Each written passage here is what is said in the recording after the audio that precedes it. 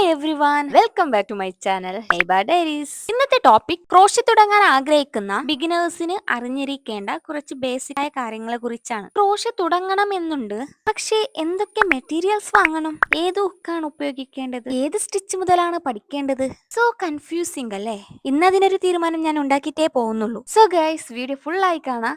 So let's get started.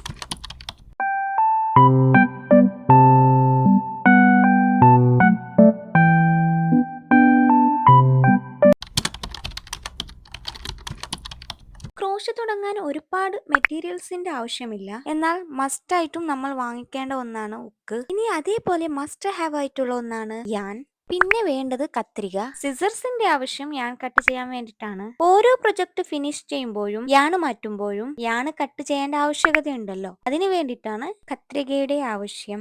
അടുത്തത്, ഇത് വേണോ എന്ന് ചോദിച്ചാൽ വേണം, എന്നാ വേണ്ടേന്ന് ചോദിച്ചാൽ വേണ്ട. കാരണം ഇതിന് പകരം നമുക്ക് വേറെ പലതും യൂസ് ചെയ്യാൻ പറ്റും. സ്റ്റിച്ച് മാർക്കറിന് പകരം air pin, safety pin, paper clip use ചെയ്യാം. ഒരു പെർട്ടിക്കുലർ സ്റ്റിച്ച് മാർക്ക് ചെയ്യാനായിട്ടോ അല്ലെങ്കിൽ റൗണ്ടിന്റെ ബിഗിനിങ് എവിടെയാണെന്ന് മനസ്സിലാക്കാനോ ആയിട്ട് നമുക്ക് ഇത് യൂസ് ചെയ്യാം. പ്രത്യേകിച്ച് ബിഗിനേഴ്സിന് സ്റ്റിച്ച് കൗണ്ട് തെറ്റാതിരിക്കാൻ ഇത് ഭയങ്കര യൂസ്ഫുൾ ആണ് കേട്ടോ. പിന്നെ വേണ്ട ഒന്നാണ് യാൺ നീഡിൽ. യാൺ നീഡിൽ എന്തിനെന്ന് വെച്ചാല് പ്രൊജക്ട് ഫിനിഷ് ചെയ്ത ശേഷം ബാക്കി വരുന്ന യാൺ എൻഡ്സ് നീറ്റായി വേവ് ചെയ്ത് ഹൈഡ് ചെയ്യാൻ വേണ്ടിയിട്ടാണ് കേട്ടോ ഇത് യൂസ് ചെയ്യുന്നത്.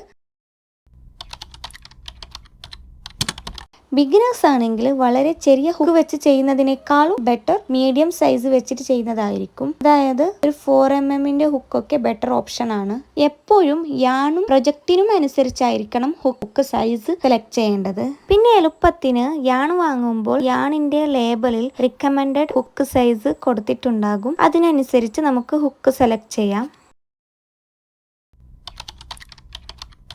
ബിഗിനേഴ്സ് യാൺ സെലക്ട് ചെയ്യുമ്പോൾ ശ്രദ്ധിക്കേണ്ട കാര്യം, വളരെ ഫ്ലഫി ആയിട്ടുള്ളതോ വളരെ തിന്നായിട്ടുള്ളതോ യാൺ ഒഴിവാക്കുന്നതായിരിക്കും നല്ലത്. സ്റ്റിച്ച് വ്യക്തമായി കാണാൻ പറ്റുന്ന സ്മൂത്ത് യാണോ അഥവാ മീഡിയം സൈസ് യാണോ ആയിരിക്കും നല്ലത്. ഞാൻ റെക്കമെൻഡ് ചെയ്യുന്നത് ആക്രിലിക് യാണാണ്. ബിഗിനർ ഫ്രണ്ട്ലിയും മറ്റു യാണുകൾ അപേക്ഷിച്ച് നോക്കുമ്പോൾ അഫോർഡബിൾ റേറ്റും ഇതിനാണ്.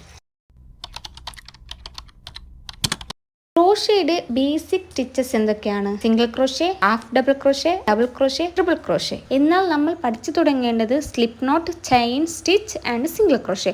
ഈ 3 സ്റ്റിച്ച് നമ്മൾ ആദ്യം പഠിക്കുക. ഈ 3 ബേസിക് കാര്യങ്ങൾ പഠിച്ചു കഴിഞ്ഞാൽ ബിഗിനേഴ്സിന് പറ്റിയ പ്രൊജക്ട് ചെയ്യാൻ എളുപ്പത്തിൽ സാധിക്കും. അത് കഴിഞ്ഞ് നമുക്ക് half double crochet, double crochet, triple crochet ഒക്കെ പഠിക്കാവുന്നതാണ്.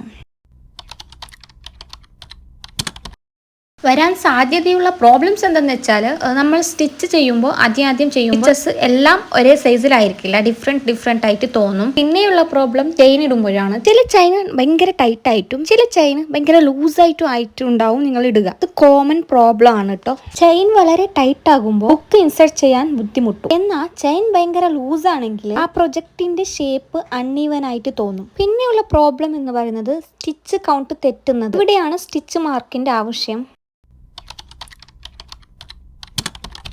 ഫസ്റ്റ് പ്രൊജക്ട് എന്തായാലും വളരെ കോംപ്ലിക്കേറ്റഡ് ആയിട്ടുള്ള പ്രൊജക്റ്റിലേക്ക് പോകേണ്ടതില്ല. Small coaster, book mark, flowers, simple granny square initially try ചെയ്യാം. എന്നാൽ ഇനീഷ്യലി അവോയ്ഡ് ചെയ്യേണ്ട കാര്യങ്ങൾ എന്തൊക്കെയാണ്? അമിഗുരുമി, ബാഗ്സ്, സ്വെറ്റേഴ്സ്. ഇനീഷ്യലി ഇതൊക്കെ ഓവർവെൽമിംഗ് ആയിട്ട് തോന്നാം, പക്ഷെ നമുക്ക് കോൺഫിഡൻറ്റ് ഉണ്ട്, നമുക്ക് ചെയ്യാൻ പറ്റുമെന്ന് തോന്നുന്നുണ്ടെങ്കിൽ ട്രൈ ചെയ്യാവുന്നതാണ്. And yeah, that's it. അപ്പോൾ ക്രോഷ്യ തുടങ്ങാൻ ആഗ്രഹിക്കുന്ന എല്ലാ ബിഗിനേഴ്സിനും ഈ ഒരു വീഡിയോ ഹെൽപ്ഫുൾ ആയെന്ന് കരുതുന്നു. So guys, crochet related videos വേണമെങ്കിൽ താഴെ കമന്റ് ചെയ്യൂട്ടോ. ബൈ.